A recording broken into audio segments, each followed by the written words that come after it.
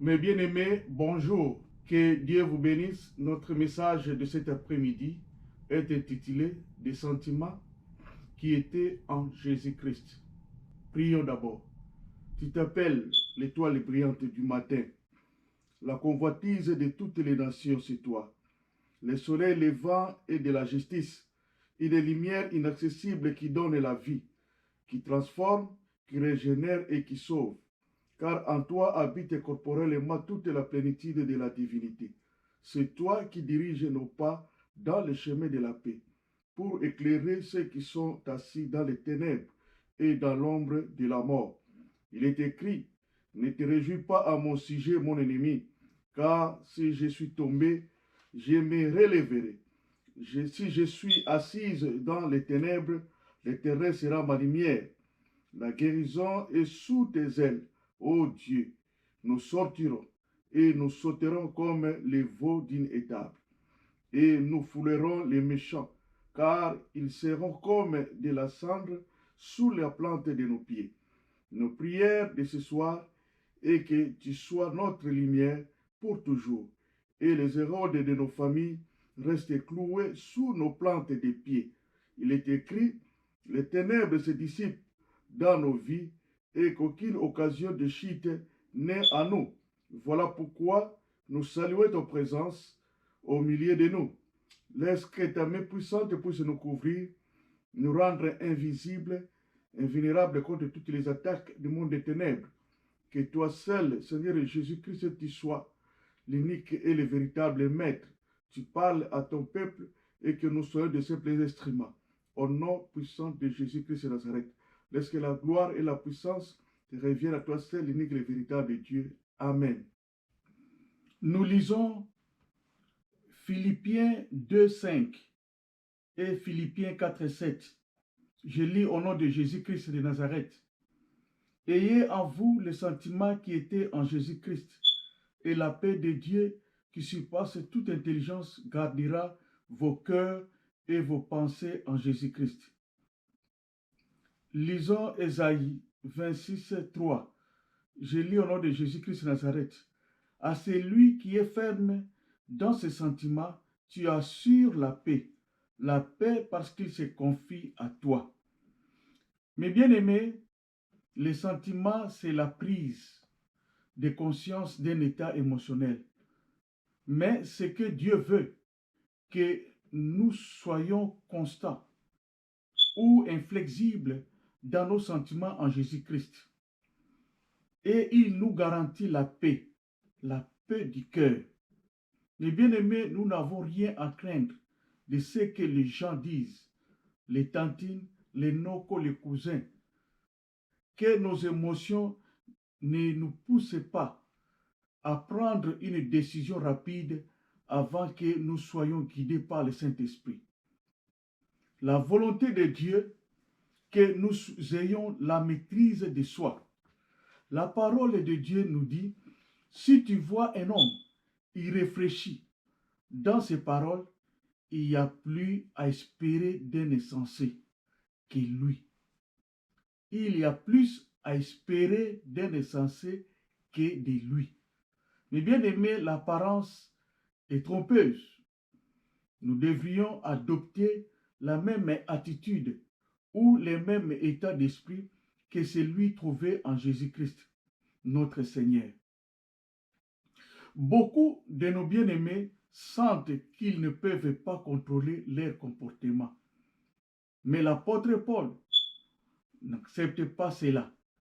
Le fait que nous qui sommes remplis du Saint-Esprit et nous soyons esclaves de nos propres volontés, Paul ne supporte pas quelqu'un qui dit rempli du Saint-Esprit, qu'on le trouve dans les insultes, dans les commérages, dans la convoitise de la chair et des choses semblables. Mais ceux qui vivent selon l'Esprit, l'Esprit lui-même rend témoignage à notre esprit que nous sommes enfants de Dieu. Et nous avons des pensées fixées sur la volonté de Dieu. Mes bien-aimés, nous sommes appelés à éviter des comportements impulsifs, irréfléchis, basés sur nos émotions. Lorsque nous sommes tentés d'entrer en contact avec nos sentiments, nous ne sommes pas obligés de faire plus rapidement ce que nos sentiments nous obligent. Pourquoi Dieu insiste-t-il sur la paix à son peuple? Parce qu'il protège nos cœurs et nos esprits. La vraie paix ne se trouve pas dans nos pensées positives, ou l'absence de conflits, ou dans les bons sentiments. Cela vient du fait de savoir que Dieu est au contrôle de toutes choses. Nous recevons la paix avec Dieu quand nous croyons, et nous avons le calme intérieur de la paix de Dieu alors que nous marchons quotidiennement avec lui. Les bien-aimés, nous devrions mener une vie digne de notre appel. Donc qu'il y ait un équilibre, c'est-à-dire notre façon de vivre ou d'agir doit correspondre à ce que nous croyons. Celui qui ne peut pas pardonner aux autres brise les ponts sur lesquels il doit passer lui-même. Être patient exprime la qualité d'être capable de gérer les fautes et les échecs des autres et d'éviter la vengeance. Même si nous souffrons pour avoir fait ce qui est juste, nous sommes bénis, nous sommes sur la bonne voie. Si nous croyons vivre dans la droiture et continuer à être persécutés, personne ne pourra nous faire du mal spirituellement ou changer les promesses de Dieu à notre égard. Jésus avait dit, « Heureux ceux qui sont persécutés à cause de la justice, car le royaume des cieux est à eux. » Et tant que membres du corps de Christ, remplis de sa justice et de sa sainteté, nous devons laisser aucune parole malsaine ou mauvaise sortir de notre bouche. Une telle parole est sans valeur, propage l'inutilité et amène les auditeurs à réfléchir sur ta personnalité ou bien notre personnalité. Notre parole doit édifier, pas détruire. Si nous n'aidons pas les autres, nos paroles n'auront aucun sens. Ce que nous disons peut profiter à ceux qui l'écoutent. Dieu peut agir à travers nos paroles pour aider les autres et leur apporter sa grâce. Comme nous partageons maintenant, Dieu est en train de faire grâce à ce qu'il veut. Mais bien aimé, une personne sentimentale est fortement influencée par des impressions émotionnelles. Cela affecte nos sentiments qui étaient en Jésus-Christ. Souvent, nos bien-aimés qui font les actes pareils sous l'influence de l'émotion regrettent après. Il est écrit que tout ce qui est vrai, donc pas de mensonges, pas de rumeurs, pas de commérages, tout ce qui est honorable, être sobre, honnête, respectable, incorruptible, être juste, tout ce qui est juste, avoir des pensées qui sont justes, être conforme à la règle, tout ce qui est pur. Paul parlait probablement de pureté morale, que nos pensées soient exemptes de toutes mauvaises pensées, être repentant et regretter d'avoir fait une faute. Tout ce qui est aimable, être sympa, accueillant. Et tout ce qui mérite l'approbation, avoir des pensées positives et constructives, soit à notre partage. Que nos pensées doivent être louables et appréciées et non condamnables, avoir de bons témoignages dans ton entourage. Donc ce qui est vertueux, être honnête dans tout ce que tu fais. Soyons donc miséricordieux. Les gens qui pardonnent obtiendront miséricorde, comme notre Père est miséricordieux. Ne jugeons point, et nous ne serions point jugés. Ne condamnons point, et nous ne serions point condamnés. Que notre parole soit toujours accompagnée de grâce, assaisonnée de sel, afin que nous sachions comment il faut répondre à chacun. Bien-aimés, bien sûr parce que chacun de nous a des sentiments ou ses caractères particuliers, mais faisons attention, faisons un effort à nos agissements, à nos pensées, nos émotions et nos actions dans nos vies quotidiennes. L'apôtre Paul nous dit, je dis à chacun de vous de n'avoir pas de lui-même une trop haute opinion, mais de revêtir des sentiments modestes, selon la mesure de foi que Dieu a répartie à chacun. Donc, tu ne vales pas mieux que l'autre. Chaque personne est unique. Le prophète Jérémie nous laisse savoir que Dieu a un sentiment positif envers nous. Tous nous dépendons de la miséricorde de Dieu pour notre salut et que nous ayons la vraie paix de l'intérieur qui influence celle de l'extérieur. Attachons-nous donc à Dieu et nous aurons la vraie paix.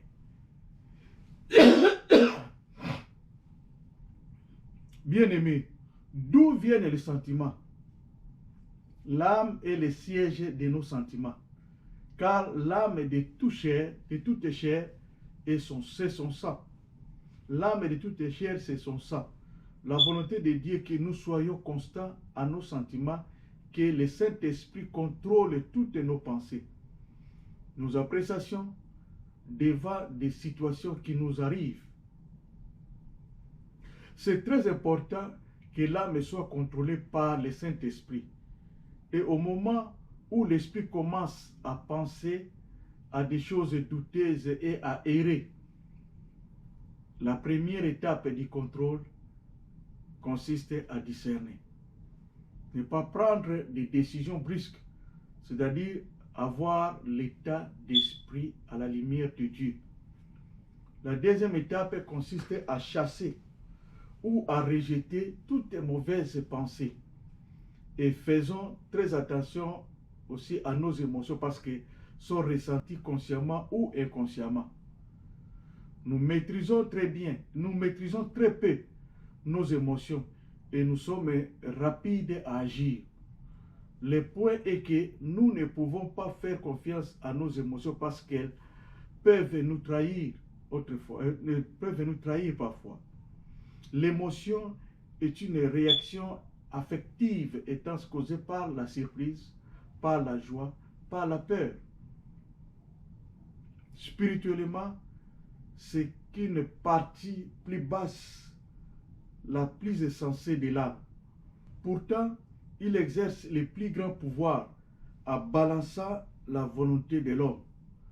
Car l'émotion agit comme un enfant favorisé qui obtient toujours ce qu'il veut en quelques cris devant sa mère.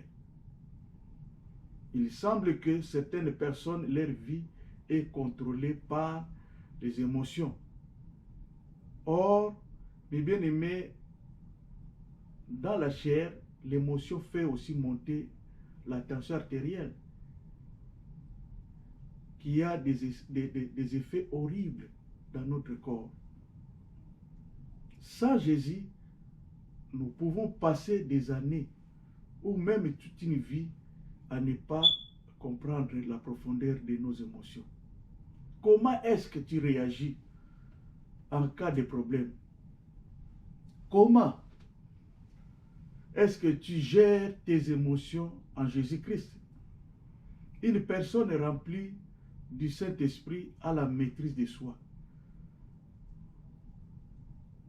Il ne faut pas que nous chancelons devant nos adversaires.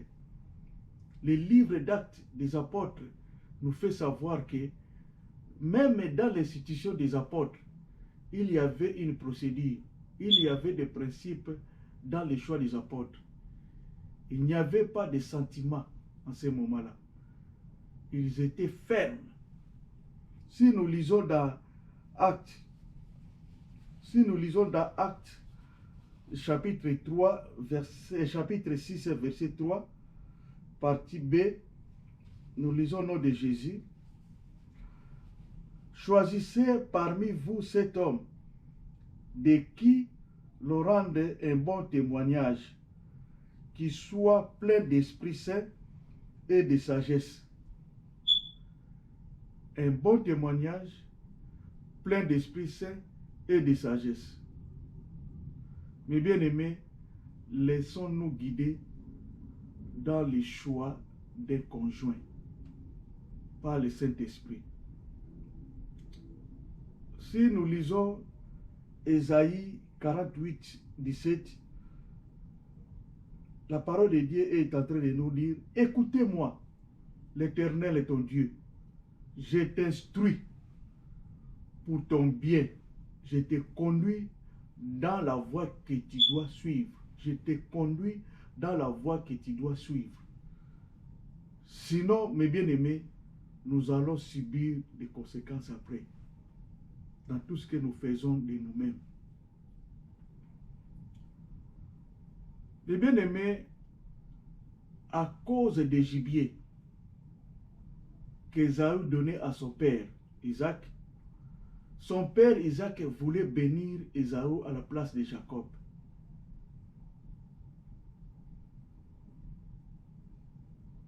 Le roi David nous dit, car l'Éternel s'est choisi Jacob, Israël, pour qui lui appartient.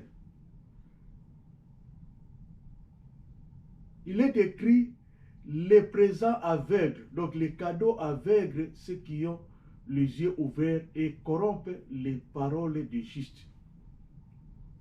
Corrompent même les serviteurs de Dieu et qui changent même leur comportement à l'égard de son frère ou de sa sœur. Corrompent même les serviteurs de Dieu et qui changent même son comportement à ton égard. Vous savez, il y a dans le cœur de l'homme beaucoup de projets, mais le dessein de l'Éternel qui s'accomplit. Job disait, je reconnais que tu peux tout et que rien ne s'oppose à tes pensées. Mais bien aimé, Rebecca, femme d'Isaac, avait des sentiments qui étaient en Jésus-Christ. Rebecca a reçu une révélation de la part de l'Éternel qu'Isaac ne connaissait pas. C'est pour cela Dieu a ouvert des portes à Jacob de faire ce qu'il voulait pour recevoir ses bénédictions. Et Rebecca alla consulter l'Éternel, ce qu'Isaac n'avait pas fait avant de bénir Ésaü. Pendant la prière, l'Éternel adressa à Rebecca, « Deux nations sont dans ton ventre, et deux peuples se sépareront au sortir de tes entrailles. Un de ces peuples sera fort que l'autre, et le grand sera assujetti. Donc il sera sous la domination de l'autre. » C'était la vision que Rebecca a reçue de la part de l'Éternel. Nous croyons que nous devrions marcher d'une manière digne de vocation, que nos sentiments à Jésus-Christ devraient s'accompagner d'humilité, de patience et de douceur, devant toutes nos situations qui nous arrivent. C'est quoi l'humilité au juste? C'est reconnaître avec gratitude notre dépendance vis-à-vis du Seigneur. Comprendre que nous avons un besoin constant de son soutien. Lorsque nous prenons des décisions, nous avons besoin de lui. Et bien aimés, croyons à ce que Dieu dit de nous plutôt que les opinions des autres, y compris la nôtre. Soyons tous animés des mêmes pensées et des mêmes sentiments et d'humilité. Vous savez, l'humilité peut attirer des miracles. Nous connaissons l'histoire des centeniers. Le comportement des centeniers devant Jésus-Christ a mené les miracles dans la vie de son serviteur. Mais bien aimés, ne parlons point mal les uns les autres, frères. Il faut que nous fassions preuve de modestie. Parce qu'une personne humble se soumet à Dieu.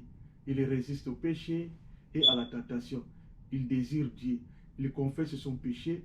Il pleure sur son péché et se réjouit du pardon et de la consolation de Dieu. Que notre parole soit toujours accompagnée de grâce assaisonnée de sel, afin que nous sachions comment il faut répondre à chacun. Nous sommes les sels de la terre, que notre discours soit toujours de bon goût, gentil, gracieux et courtois. Dieu est en train de dire, as-tu vu, dans le verset 29, as-tu vu comment Achab s'est humilié devant moi? Parce qu'il s'est humilié devant moi, je ne ferai pas venir le malheur pendant sa vie. Ce sera pendant la vie de son fils que je ferai venir le malheur sur sa maison. À cause de l'humilité d'Achab. Si tu es humble, tu peux changer la vie de ton Créateur. Et la Bible est en train aussi de nous dire, si mon peuple, sur qui est invoqué mon nom, s'humilie, prie et cherche ma face, s'il se détourne de ses mauvaises voies, je l'exaucerai du ciel. Je lui pardonnerai son péché et je guérirai son pays. Michée 6,6 est en train de nous dire, autant fais connaître aux hommes ce qui est bon et ce que l'Éternel demande de toi, que tu pratiques la justice, que tu aimes la miséricorde et que tu marches humblement devant ton Dieu. Et Manassé rétablit roi à cause de son humilité. Alléluia. La patience. N'oublions pas la patience. Sachez-le. Ça, c'est Paul qui est en train de nous dire. Mes bien-aimés, ainsi que tout homme soit prompt à écouter, lent à parler, lent à se mettre en colère devant Dieu et les hommes. À cause, mon bien-aimé, de la colère, Moïse n'a pas entré. Donc, à cause de la colère, Moïse a manqué de sanctifier Dieu aux yeux des enfants d'Israël. Et il a manqué même d'entrer dans le pays de la promesse. À cause de la colère qu'il a manifestée. Soyons patients dans l'affliction. Paul nous parle, revêtons-nous d'entrailles de miséricorde, de bonté, de douceur, de patience, et pardonnons-nous réciproquement. Soyons patients dans les parler, ne nous glorifions pas dans des pensées orgueilleuses, dans l'oppression.